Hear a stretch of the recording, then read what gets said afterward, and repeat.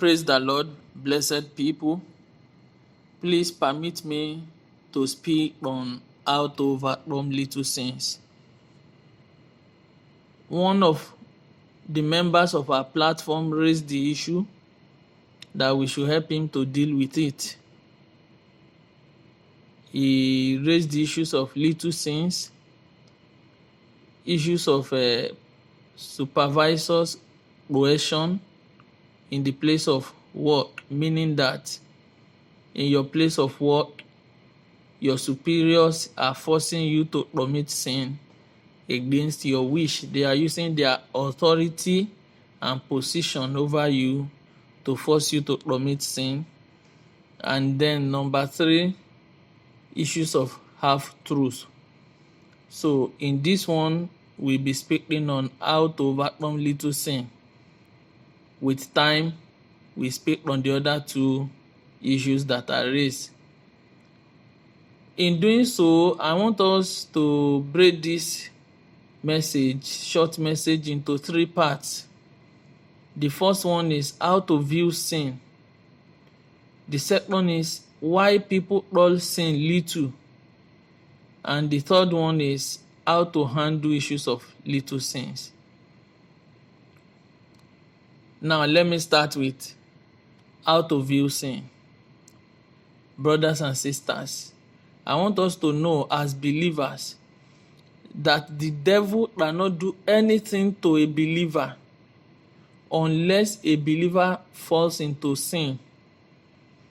The devil, Satan, cannot do anything whatsoever to a believer without that believer falling into sin.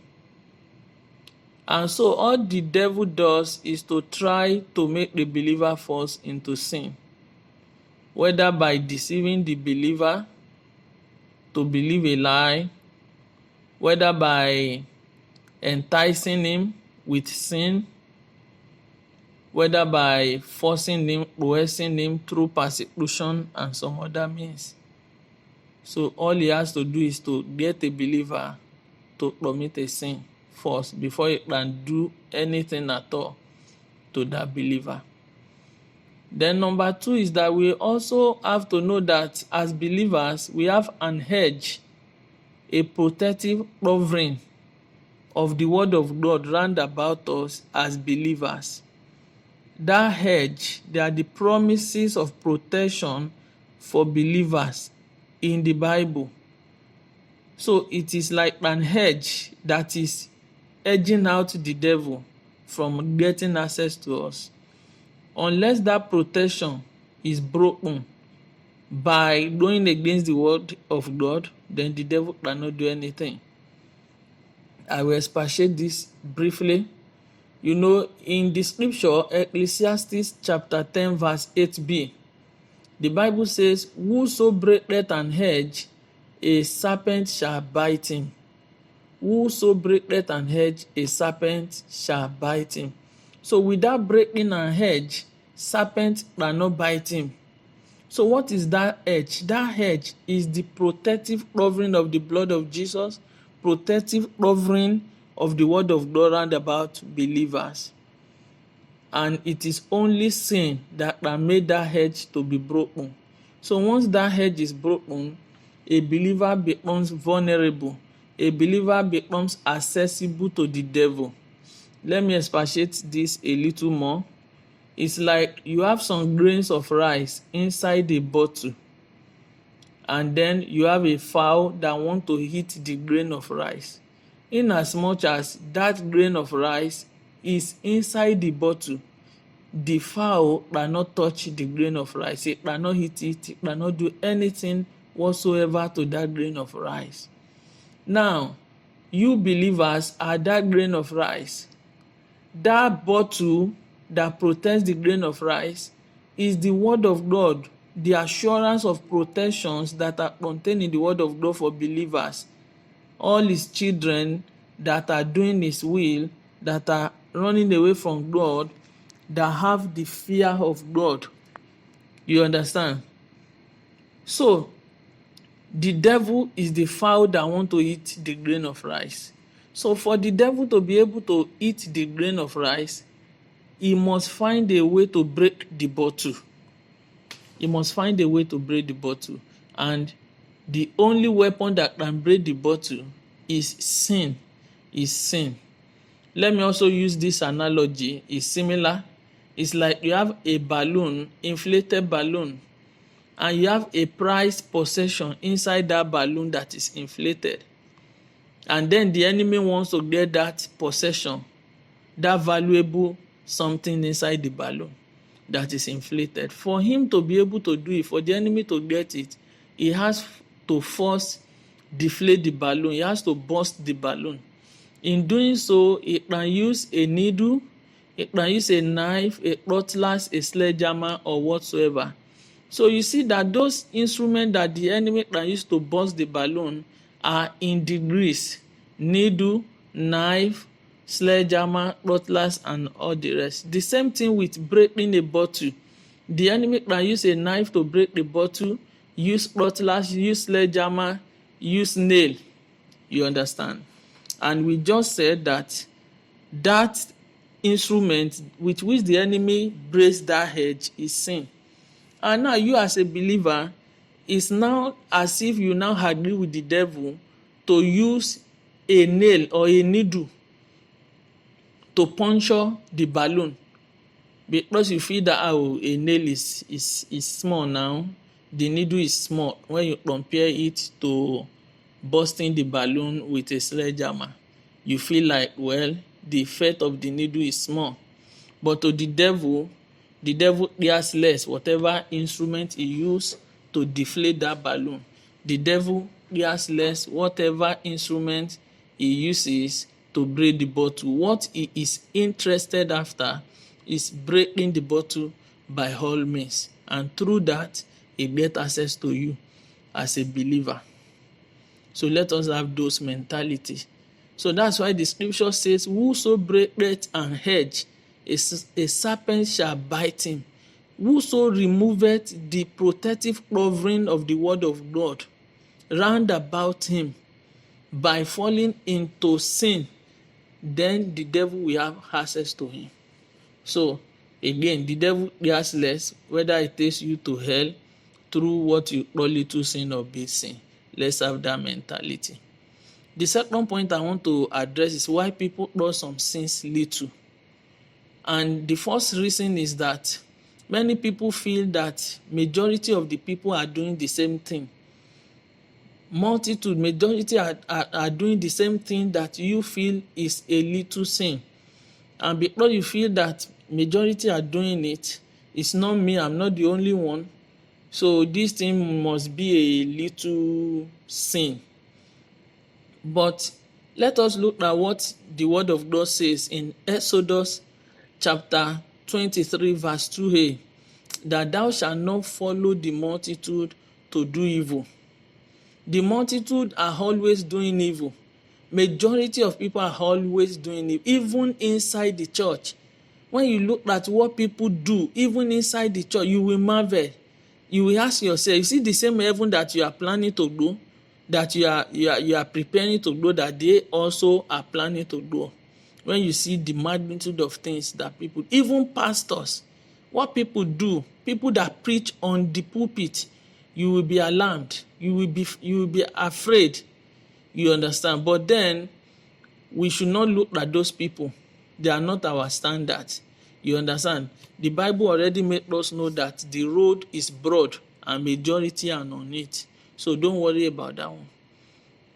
Then another reason why people feel some sins are little is that they feel that how can God judge me for a little exaggeration, little lies, that all these things are very little now. I didn't commit adultery, I didn't behead a person, I didn't steal money, just this little thing. How can God judge me? But do you know, out of Apostle chapter 5, what Ananias and Sapphira did? They felt it was little thing, and you know the wrath of God consumed them right there, and they died. Then the third reason why people feel a sin is little is they feel it's my nature. It's my nature to do this thing, to be hungry, to, you know. But I tell you, that's the reason why Jesus came to save us from our natures of sin.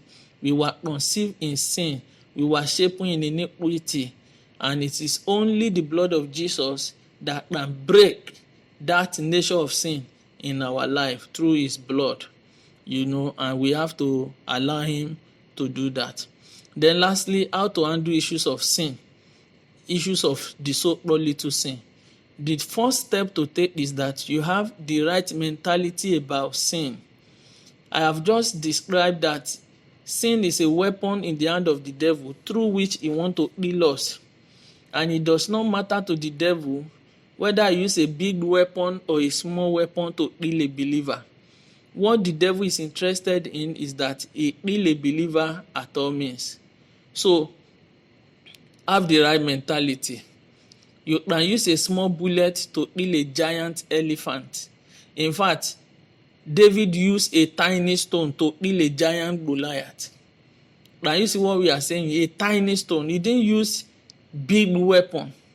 He didn't use all arrows and bows. He didn't use sword. He only used a tiny stone.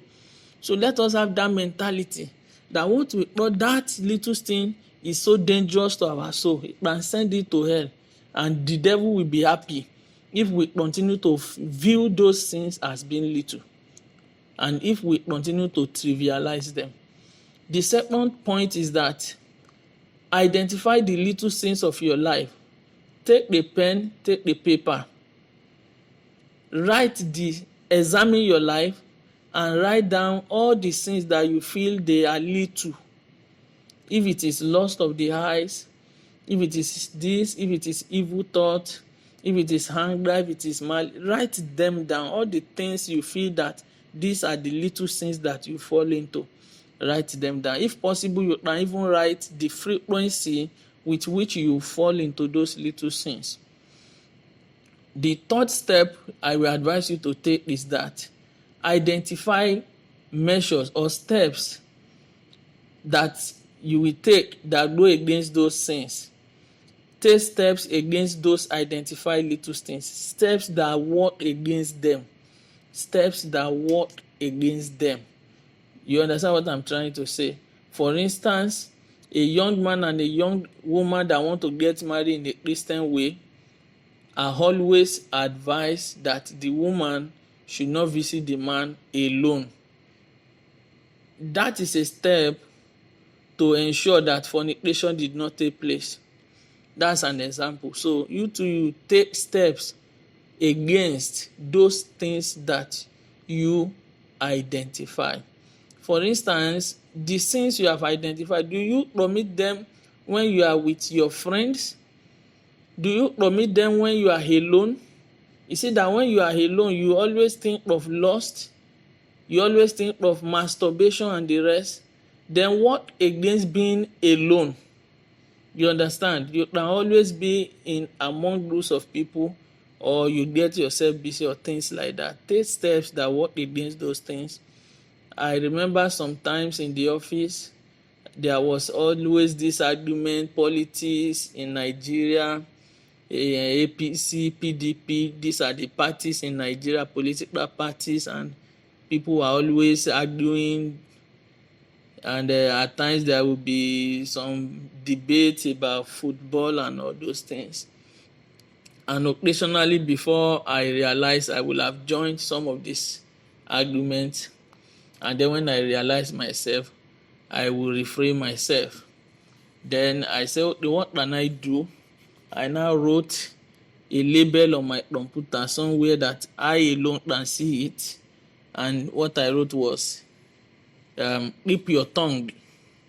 Keep your tongue. And I was always saying the thing at all time, in as much as I'm in the front of my computer. So anytime I want to engage myself in those vain talk, my eyes will just go to that inscription, keep your tongue, then I will refrain myself. You understand? That's a step. Or at times I will put earpiece on my ears and I will be listening to message while they are doing their arguments. At times they argue about Big Brother Naija, all those things, and in as much as my ears are covered with earpiece. I didn't listen to what they are saying. Take the steps.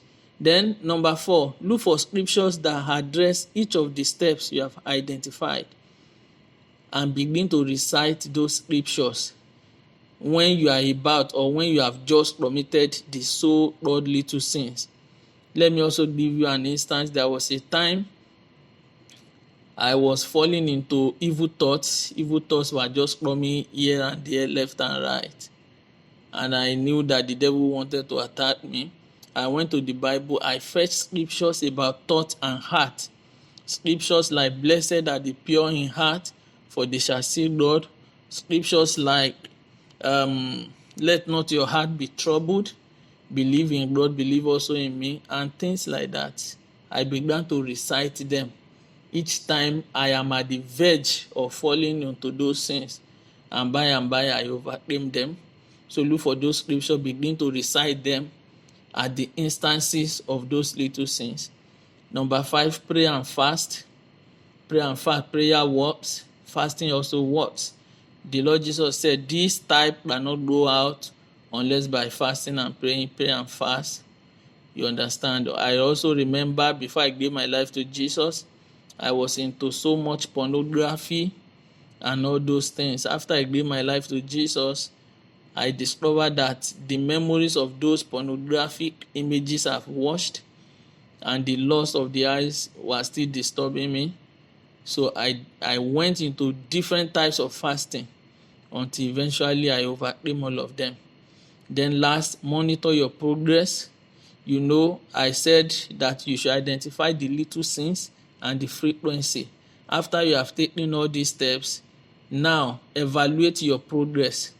For instance, do you fall into this sin like 10 times a day? Has it reduced to 2 times a day now? Has it reduced to 1 week, once in a week, and the rest? Evaluate your progress so that you can know how much you are improving. God bless you as you take these steps. If you have any other question or further clarification, feel free to get back to us. Jesus is coming. Stay ready, stay prepared in absolute repentance, watchfulness, and holiness. Shalom.